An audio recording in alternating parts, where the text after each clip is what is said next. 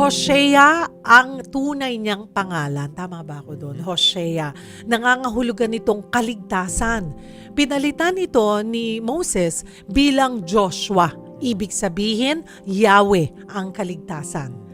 Kahalili at pinagkakatiwalaan siya ni Moses. Makikita ang katapatan niya sa mga pangyayari sa buhay nila ni Moses. Kasama siya sa pag-akyat ni Moses sa bundok ng Sinai. Oh, now I know! Okay. Paglapit sa tabernakulo at ibang mahahalagang gawain sa Israel. Kaya po ako napareact doon mga kapatid kasi as able to climb yung Mount Sinai kasama si Pastor Peter. Muntik kong hindi maaabot yung karukrukan. Although, sabi nga nila, huwag kang mag-alala, mahalaga nakarating ka ng Mount Sinai. Hindi naman sinabi kung saan dyan inilagay yung Correct. 10 Commandments. Kung ano lang yung kaya mo. But I was able to make it, Pastor Paul. With God's grace. Sabi ni Lord siguro, sige, aalalayan kita. Kaya mo yan, Yeng. Ayan. Eto pa, balik tayo sa storya ni Joshua. Buntok po ng Mount Sinai at yun nga yung paglapit po sa tabernakulo at ibang mahahalagang gawain sa Israel. Pinamunuan niya ang hukbo ng mga Israel laban sa mga Amalekita. Nagtagumpay si Joshua sa tulong ni Moses. Bago mamatay si Moses, hinirang niya si Joshua bilang susunod na leader ng Israel. Sinabihan siya ng Diyos na magpakatatag at lakasan ng kanyang loob. Pinangunahan ni Joshua ang Israel sa pagtawid sa ilog ng Jordan. Dito, huminto ang agos ng tubig habang dala ng mga pari ang kaban ng tipan.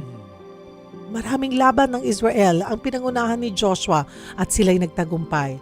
Bago mamatay si Joshua, pinaalalahan niya ang bayan na manatiling tapat sa Diyos. O mga kapatid, bago po natin ituloy yung ating discussion, sali po kayo sa ating Bible Character Question of the Day. Sagutin niyo po ito. Kailan mo napatunayan ang pagmamahal sa iyo ng Diyos? Kailan mo napatunayan ang pagmamahal sa iyo ng Diyos? For sure, everyday nararamdaman natin yan. Pero gusto po namin marinig para mula po sa inyo. I-post nyo po yan sa FB page, sa Cheryl Cosim FB page or sa 1PH FB page. Mamaya babasahin po namin yan ni Pastor Paul at 3 po ang pipiliin natin magkakamit ng gift pack mula po sa MX3. Okay, Pastor Paul, dito tayo sa kwento ni Joshua. Bakit si Joshua yung napiling kahalili ni Moses? Magandang tanong yan kasi ang nasa isip natin, lalo na kung monarkiya, di ba, ang style, pinapasa sa anak yan eh. Tapos pagka namatay na, papasa mo na sa susunod. Ito kasi, hindi naman anak ni Moses si Joshua. Unang-una, ang Diyos ang pumili kay Joshua na maging susunod na leader. So napakaganda kung papansinin natin sa pagiging leader ni Moses sa simula, nung paglabas nila ng Ehipto, kasama na niya si Joshua. So Joshua was there watching all these things happen, watching the faith of Moses strengthen and grow. Pagkatapos, nakikita rin niya yung epekto nung relasyon na yon ni Moses sa Panginoon. Kaya, gusto ko sabihin sa mga nakikinig sa atin ngayon, hindi basta hinugot si Joshua out of nowhere, no? Na parang, gusto ko tong taong to, ito na lang. Hindi. Years of experience na nakita niya, sinamahan niya si Moises, at saka nakita niyang tapat ang Panginoon, no? So, kung leadership ang pag-uusapan, makikita po ninyo na si Joshua learned to submit to God. Kasi nakita niya kay Moises na grabe to sumunod sa Diyos. 'Di ba? Grabe rin yung power ni God. So, walang ibang pwedeng pagpasahan kundi yung witness mismo na nakakita kung gaano katindi yung power ng Panginoon. Kaya siya yung pinili. Speaking of yung power, ibahagi nyo nga sa amin, Pastor Paul, yung ilan o yung mga himalang ginawa ng Panginoon sa buhay po ni Joshua. Ayan. So, nabanggit na kanina ng ating kapatid na si Miss Cheryl na nung sila po ay tumawid ng ilog Jordan. No, kung naaalala nyo, si Moses talagang binasag niya yung karagatan, nahati yung karagatan, di ba? Ginawa rin to ni Joshua. Pero sa ilog Jordan, nalubog ka ba dun sa ilog Jordan? Yes, oo. Naalala ko noon, ito na naman ako, meron naman pa. Na-excite kasi ako pag sinishare ko yung naging experience ko nung ako po yung nakarating ng Holy Land. At yun nga po, sa Jordan, umulan pa nga noon. Kaya yung kulay kape na may Oo, gatas oo. noon that time. So sabi yung gustong Magpapabaptize. pagpabaptize ulit ay pumila na magsabi. So ako that time, sabi ko, alam nyo, first time ko po kasing makasama ang grupo ng Christian. So nandoon ako yung hati, yung takot, habang nararamdaman ko at na-appreciate ko yung mga ginawa ng Panginoon sa buhay natin. So sabi ko kay Ma'am Gina Espejo, Ma'am, pass muna ako. Kasi di ba a day before sabihin, yung gustong Yung gusto, magpabaptize, para dala nyo na ang mga... nakaputi, Oo. di ba? Sabi ko, may dala ako pero sabi ko, hindi pa siguro panahon. I don't think I am ready. So I said kay Ma'am Gina, hindi muna po siguro kasi baka nahihiya po ako kay Lord. Kung di ako ready, baka pag nagmamadali ako, baka malalo ko siyang parang ma-disappoint. I don't want to disappoint him anymore sa dami ng kasalanan ko. Sabi niya, no, it's not that. Ipin-explain niya sa akin. Parang kasi noon, ang naglalaban sa akin, Pastor Paul, na baka magkaroon na naman akong kasalanan. Nag-promise ako sa'yo, tapos eto na naman ako. Doon dapa ako na naman. Oo, dadapa na naman. Na hanggang namulat ako sa mga kasama kong pastor that time na in-explain nila na we're humans, magkakaroon at madadapa tayo. At hindi ganon ang klase ng Panginoon mayroon tayo. Yes, Na pag nadapa ka, nagkamali ka, wala ka Bye-bye. na, out ka na. No. Sabi niya. Ay ko, okay. Tapos yun, alam mo, after nun, hanapin ko yung videos kong yan. Ay, hindi ako tumigil ng hagulgol. Hanggang umakyat na ako, na umahon na ako sa tubig. Umiiyak ka ba din? Wala, talagang it was Naiyak ka tuloy. it was a different experience. Yes, So yun yes. po yung sa Ilog Jordan. Oo. Okay, Pastor. So, yun ang miracle, no? Bukod sa miracle ni Ma'am Cheryl, ang miracle is, nung tumawid sila, tumigil yung flow ng tubig. At saka, kung babasahin nyo sa scripture po, yung pagtigil ay nangyari mas advanced pa. Hindi pa dun sa tawiran nila nangyari yon. So talagang hinold ng Panginoon earlier para tuyo yung tatawiran nila. At nung nakatawid sila, tsaka nag-flow ulit yung river. So isa yan. Isa pa na miracle na hindi natin nabanggit, no? Si Joshua po ay nagdasal na panatilihing nakataas ang araw dahil may laban pa silang ginagawa. Alam nyo nangyari? Hindi lumubog ang araw. Ganong katindi. Hindi, kumbaga buong araw may araw. Hindi naggabi hanggat hindi sila nananalo. So yun ang mga miracle. Sabi ni isang scholar po, si Dale Ralph Davis, no? Sabi niya, the dominant note in Joshua's character is not military genius, but obedient faith. At yun ang makikita natin sa karakter ni Joshua. Kaya siya piniling maging leader. Kasi sumusunod siya ng may pananampalataya at may pagtitiwala sa Panginoon. Kaya kahit anong idasal niyang miracle, ibibigay ng Lord Kasi meron siyang faith sa Panginoon. Yes.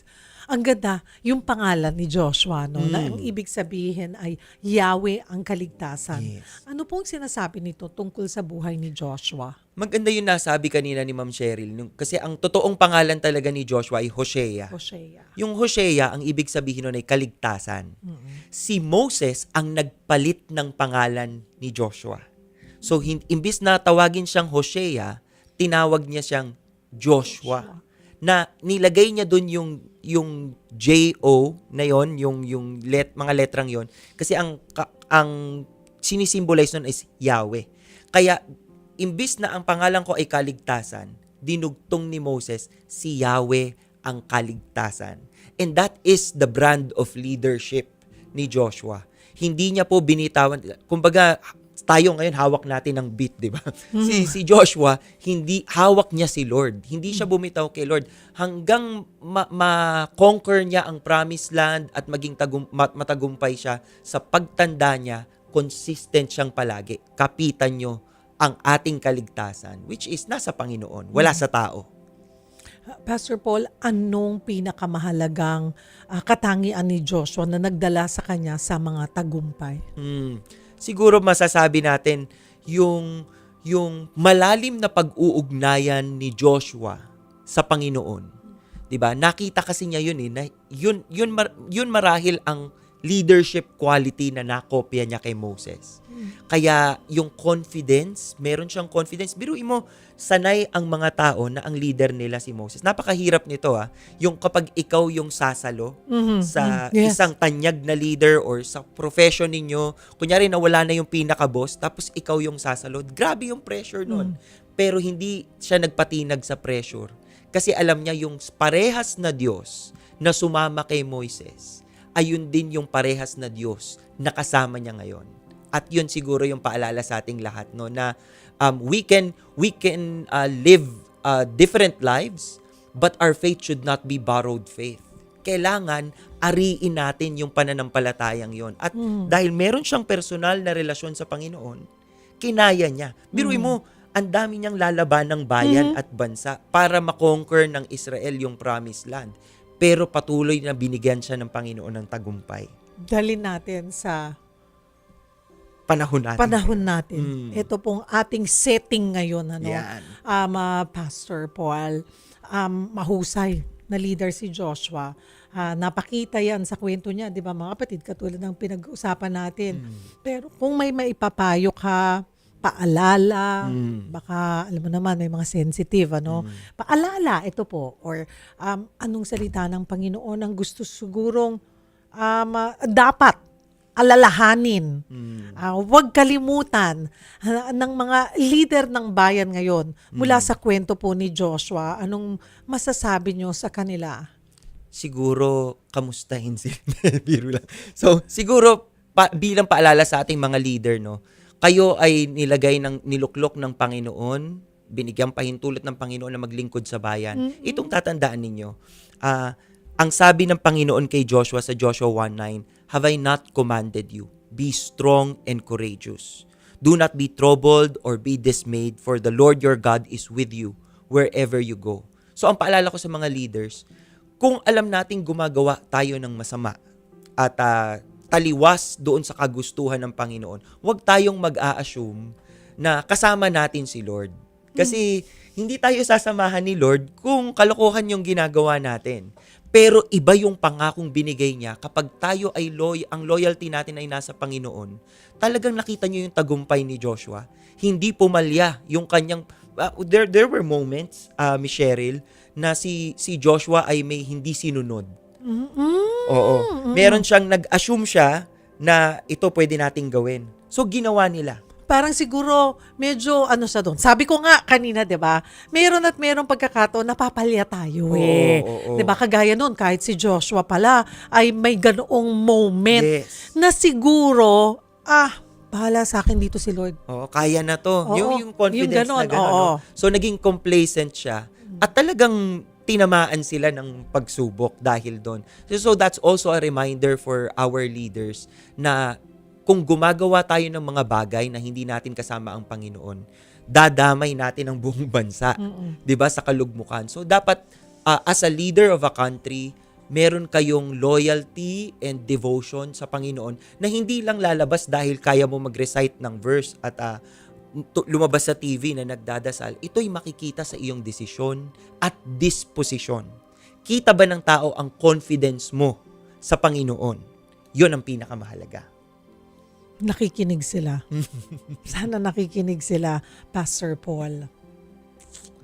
O mga kapatid, habang nakikinig po tayo sa kwento ni Joshua, hindi natin maiwasang isipin ang kalagayan po ng ating bayan ngayon.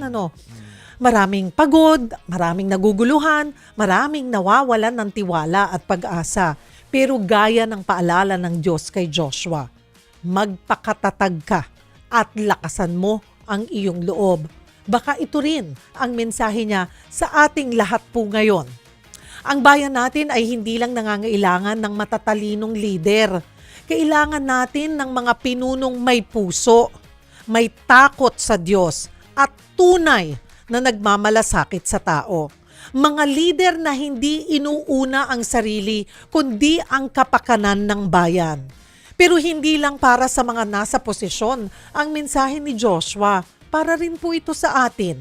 Sa bawat Pilipinong patuloy na lumalaban para sa pamilya, naghahanap ng katotohanan at umaasang may magandang bukas pang darating para sa bansa natin. Minsan, nakakapagod, mahalin ang bayan, ano po? Pero wag sana tayong mapagod manalangin para po rito. Dahil naniniwala pa rin tayo na may Diyos na gumagabay, may Diyos na kumikilos, at may Diyos na kayang baguhin kahit ang mga panahong tila magulo at mabigat.